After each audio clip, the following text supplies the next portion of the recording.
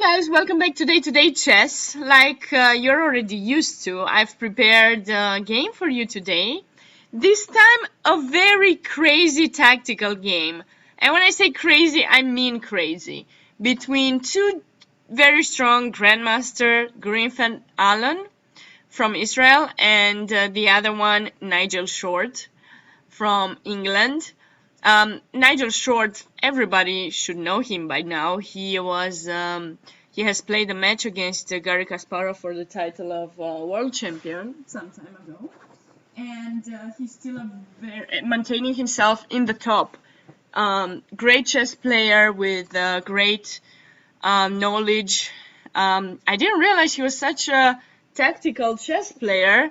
After you're going to see this game, I'm sure you're going to enjoy his games a lot and start checking his games out.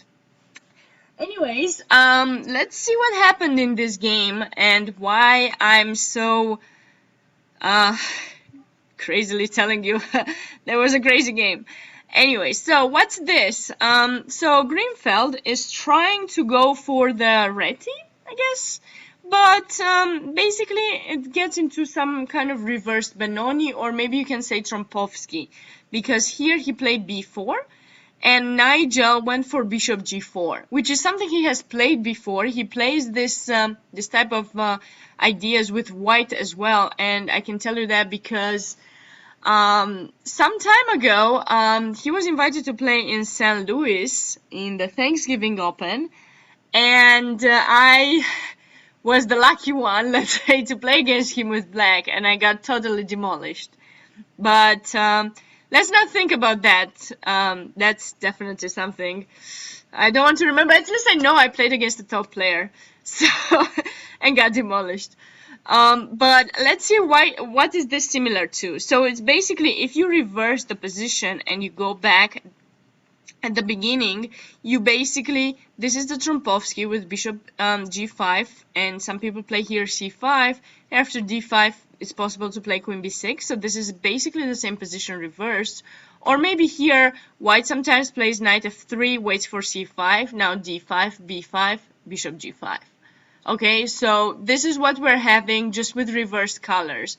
So some of you might already know that when you're playing something with reversed colors, well, especially if you're playing a variation is supposed to be played with white and you're playing it with black, you normally have some tempos down and you might have some trouble finishing your development or actually hanging on to that center. And when I say that center, I mean the d4 pawn. Sometimes it's tough. So let's see how Grandmaster Nigel Short was able to hold on to that pawn, and I don't tell the result yet. You'll find out at the end. Okay. So here, the game move was g3. So other moves possible, and the main line is actually queen b3 here. And black has tried both c6 and bishop takes f3. The idea of c6 is it's kind of prophylactic against g3, bishop g2, which is anyway something that white plays. And okay, now we take, pawn takes. And whenever white is going to develop, the bishop in g2 is going to be closed by these pawns. Additionally, this pawn in c6 is kind of stopping any kind of b5. So when I'm going to play a5, you won't be able to. Although it's anyways not good because you give me the c5 square. But in general, it's just like a closing diagonal because you're giving away your white color bishop. So you want to make sure your opponent's white color light square bishop is going to be closed and not have that much activity on the diagonal. So this is one possibility, and another one here is to capture in f3. That's the reason basically you're putting the bishop in g4, and after queen take now again c6 to make sure your b7 pawn stays protected, and after bishop b2 or e3, both of these moves have been played. Basically white is trying to utilize the fact that the d4 pawn is not well protected, so it's trying to, destroy the center, but there's e5. And Nigel Short played this against, with black. He had black against Iranian Grandmaster Guy Magami, and he won very nicely, a beautiful game. So if you're interested in playing this with black or with white, you might want to check that game out as well.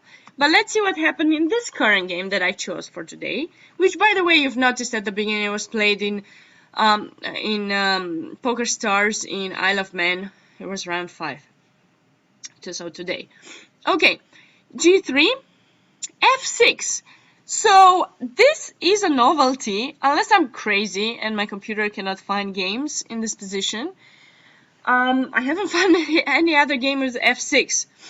So it feels natural because black is trying to play, of course, what's the idea of F6? Well, we want to play E5 and get this nice chain of pawns well protected, and then try to fastly develop our bishop and knight castle and bring the king to safety and just basically have all the space in the world. But nobody has played this before. If you guys find some game, please enlighten me. I haven't. Normally they capture in F3 because now white, has to have their double pawns there.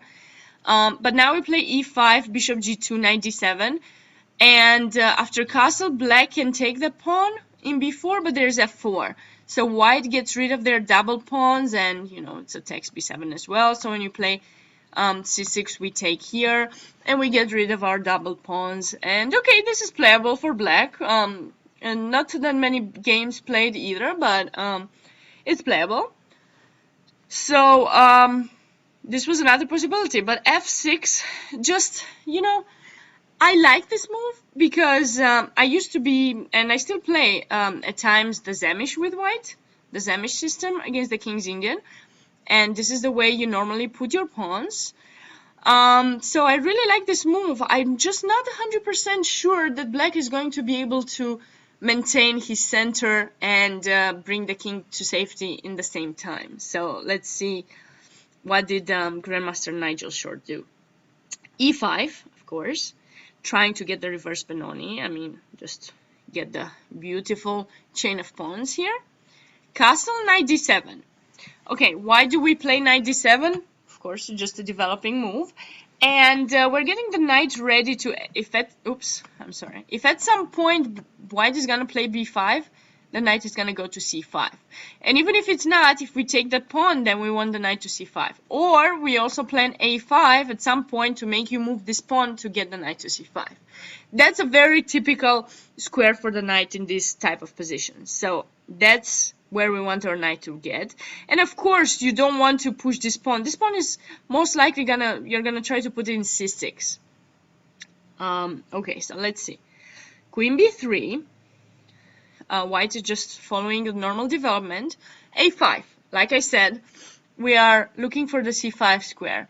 But is this really, really okay for black? I mean, the king is in the center. How can we start the attack with white? Well, E3. Just seems very natural. We are trying to break the center, open up the E-file, and utilize the fact that our queen is on the diagonal and not let you castle. Don't even think of playing B5 here with white because you're just giving the C5 square. I'm gonna have a great knight in C5 and your queen will have to go away, and after that just you're lost technically. In this position I don't think white can get anything from here. So that's why it's important to break through the center. E3, D takes E3. What to do? I mean, you can't afford to keep the pawn there because I'm taking there, and when you take back, I mean, let's just say you're not losing a pawn, but the E-file opens and you're not ready to bring your king to safety. So you need to take to maintain the E-file closed and your king safe for the moment. Now A takes B4. Like I said, black is playing for the C5 square. Excuse me. D4.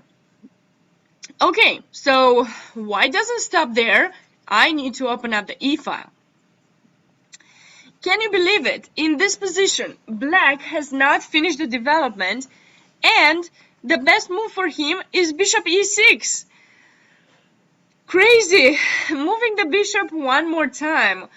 And the reason it's okay to play this move is, well, this queen might get opened eventually with some c5, so we want to make sure that won't happen for some time. Also, bishop e6 might be attracting white to play d5 and then give away the c5 square. So, of course, white doesn't want to do that. So after bishop e6, white play bishop to b2. Again, a normal development move, putting some pressure on e5. Now it's time for black to develop. I mean, you already moved so many pawns and pieces that you cannot afford to move more unless you're doing something towards your development. So knight h6, very, very nice move. And natural, the knight is going to come either to f7 or g4. Get ready to defend the e5 pawn, and of course finishing the development. Takes. Knight bd2. Crazily enough, I analyzed this with the computer, and it's possible to capture this pawn. When it's a free pawn, go for it. You know, you're trying to open up the position. You don't have time to finish your development slowly if you really want to make sure you're doing something against this king in the center. Now knight g4, there's bishop d4, and if c5, bishop b2. And this seems to be, well, black seems to have to stay with the king for a little bit longer in the center. But Greenfeld went for knight bd2. Still natural, but now it seems that maybe black had knight g4 here with quite an interesting position. Because now after rook there, maybe I can just play bishop e7 or knight c5, and it looks like I'm going to be able to castle. Nigel, however, played knight to f7, making sure he's not giving the pawn away. This seems more like a human move than the computer. Knight d4. Whoa. The position just gets crazy now. White is just trying to open up the position, and well, now kind of forcing you to capture the knight unless you want to move the bishop once again. And now we open the e-file. So we sacrifice the piece, okay, just to get the e-file open, and it's totally worth it. Now what to do? Knight e5. Well, computer suggests knight c5, the best move to try to equalize the game. Crazy. The line goes this way. So we sacrifice, okay, now we give b7, but we take d2, rook there, bishop e7. Eventually, yes, we'll be giving our piece back, but for the purpose of castling. But now there's this bishop c6 here, king f8, and queen takes a8, takes. Now we capture in f1, and rook takes e6, and this position supposedly, according to the computer, is equal, but it's I'm not a computer. It's just crazy. But knight d5 just seems more natural. I would play that move, you know, try to give the piece back just to bring my king safer. Rook a to e1. Now bishop c5. Again, I'm just amazed by these moves. Actually, this one, although looks very cool, because you know you're putting another piece en prise and you're trying to utilize this spin. Unfortunately, it's not good for Nigel, because white could have just played bishop d5, just not look at your bishop, and here you have a bunch of pieces hanging. This. If you take, then I'm gonna take here, or no, sorry, I'm gonna take here, and again you have a bunch of pieces en prise, and your king is still in the center. So this was definitely the choice for white. To make sure he had some chance here. Unfortunately for him, Greenfeld went for queen e3, which is a big blunder. Try to find out why. Well, the queen went out from the defense of a2, and it just allows black to activate his rook. And although black is not going to castle now, my rook just is amazing on the second rank, capturing every single piece. Now rook takes f7, trying some sacrifices, but I'm not gonna take in f7. You know, I'm going for the mate. Nigel took in d2, now threatening to take in g2. Queen takes d2, rook takes. Okay, the queens got traded off the board, and yay! I was able to survive with my king, and simply I have a piece up, and in case, okay, after rook f4, he just had to resign after knight d3, because if you take here just king d7, and I mean, I think this was played. Sorry, this was played, and you just lose the rook. But even if not, I mean, I'm just have a bunch of material advantage. I hope you enjoyed this.